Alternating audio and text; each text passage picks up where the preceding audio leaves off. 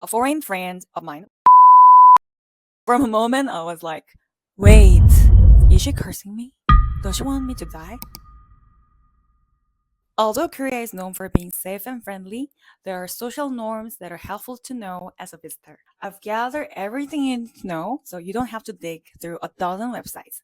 Just stick with me till the end. Hi, I'm Yana, your Korean teacher. I'm sharing this because many of my students always ask me, 선생님, what should I not do in Korea? So this tips has helped them, and they'll help anyone visiting Korea. So let's dive in. Cafe and restaurant. Don't tip. Tipping is not a general custom in Korea. Most restaurants and cafes don't expect tips, although a few tourist spots or private businesses may accept them. You just need to know that it is not required. Don't be shy to say "야야" in restaurants to call the waiters and waitresses. They won't come to you unless you draw their attention. Don't wait for the bill at your table after eating in a restaurant.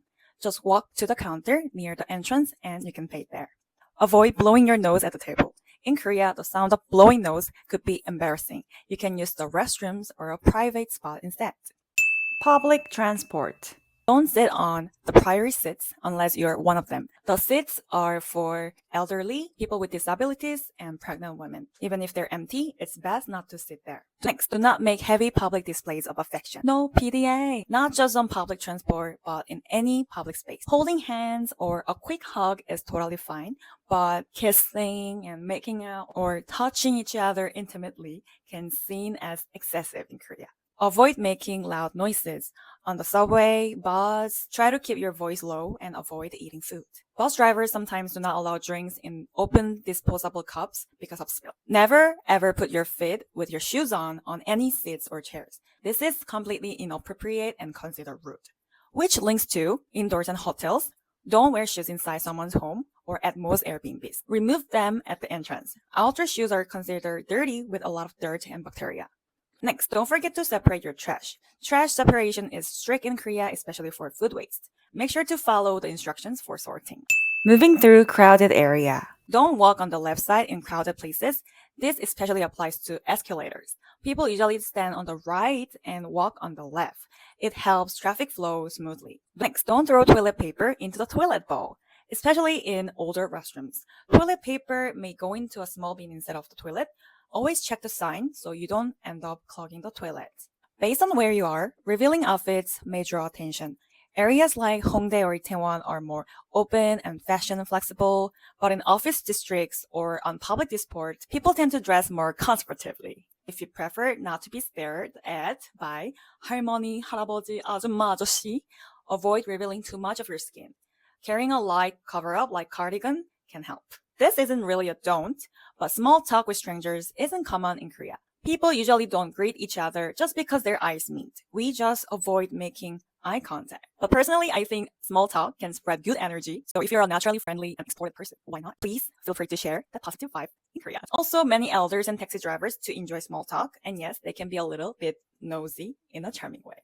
But anyway, small talk is not a thing, so don't expect to be responding back at you, etc. And that also links to don't make long eye contact with strangers. Koreans usually look away quickly because the long eye contact with strangers feels awkward. Of course, you can do so if you want to ask for help, ask for their number, or want a fight. People in public spaces are normally just chill, so be cautious if someone approaches you with overly friendly invitations like, oh, you have a great energy, bright smile, join our club, free counseling, similar offers. High percentage, they're cults, so don't join cults. Smoking in public is restricted. Use designated smoking areas. But also many Korean smokers don't really follow the rules, but just for you to know. Also, smoking indoors, like in a public bathroom, can result in fine, so be careful. Interacting with strangers.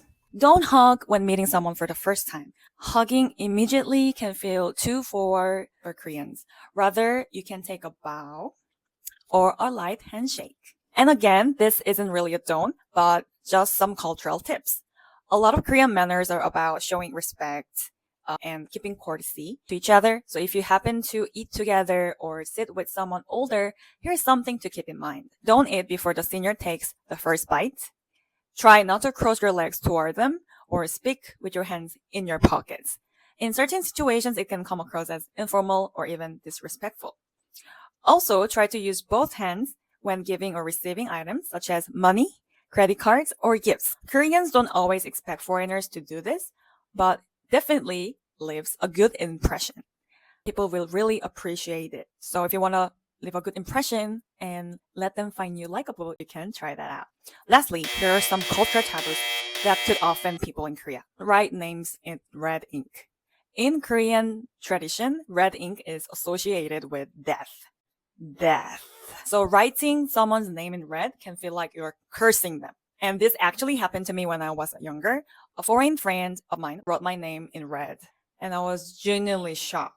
For a moment, I was like, wait, is she cursing me? Does she want me to die? So keep in mind. Next, don't stick chopsticks or spoons upright in a bowl of rice. This resembles a funeral ritual where food is offered to the deceased. So doing it at the table can be seen as disrespectful. Don't be surprised if you can't find number 4 in an elevator. Some buildings replace the 4th floor with the alphabet F because number 4, 사, is associated with death in Korean culture. You're all set now. By the way, learning Hangul can make your trip even smoother, and it's easier than you think. So watch my Hangul videos and feel more confident traveling Korea. And I'll share more travel tips and expressions, so subscribe and stay tuned. I wish you have a safe and wonderful trip. Enjoy Korea, and see you in the next video. 안녕히 계세요. Thank you for watching. Bye.